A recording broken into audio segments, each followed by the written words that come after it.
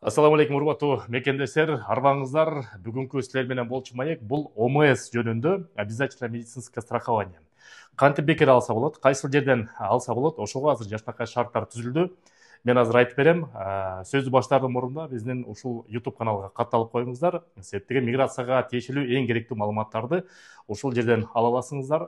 Досторуңуздар менен, туугандар менен бөлүшүп коюңуздар.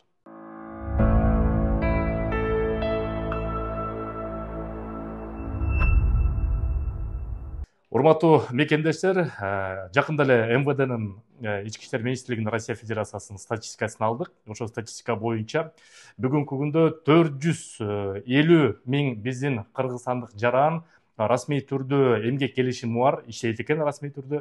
Бирок ОМС алган жарандарыбыз болгону 126 миң киши экен. Эми ОМС бул негизи эле иштеп жүргөн адамдарга Россия жергесинде жакшы мүмкүнчүлүк. Бул кээде суудай, абадай керектүү нерсе. Көп мекендештер тилекке каршы буга маани бөлбөйт.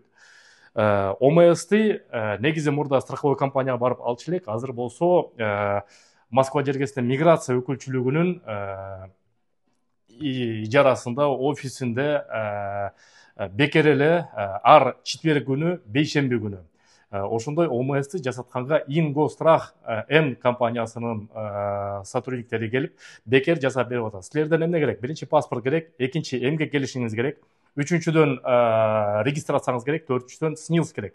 Ошо 4 документти мен азыр да жазып коем. Ошо 4 документ менен барасыңар дагы ар четверг күнү саат 11ден баштап кечки саат 5ке чейин бекер эле жасатып, оңой эле жасатып алыңыздар. Орусча билбейм деп коркпогула, себептен кыргыз работниктери, ишкерлер ошо миграциянын жардам берет, кыргызча түшүндүрүп берет. Бунусу силерден болгону жана документтерди алып барыңыздар. Силер ооруп калсаңыздар, тишиңизди дарылатсаңыз, башыңызды дарылатсаңыз, канды дарылатсаңыз, операция болсоңуз дагы ошол ОМС бекер силерге операция кылганга ооруканалар жардам берет. Ошону ар бир мекендеш алып алсын деп бүгүнкү күндө миграция өкүлчүлүгүнүн кызматкерлери күйүп атабыз. Биз дагы силерге ушул маалыматты жеткизип атабыз. Анан кийин ОМС жөнүндө кимге маалымат түшүнүксүз болсо, ушул видеонун астына комментарий жазып коюңуз.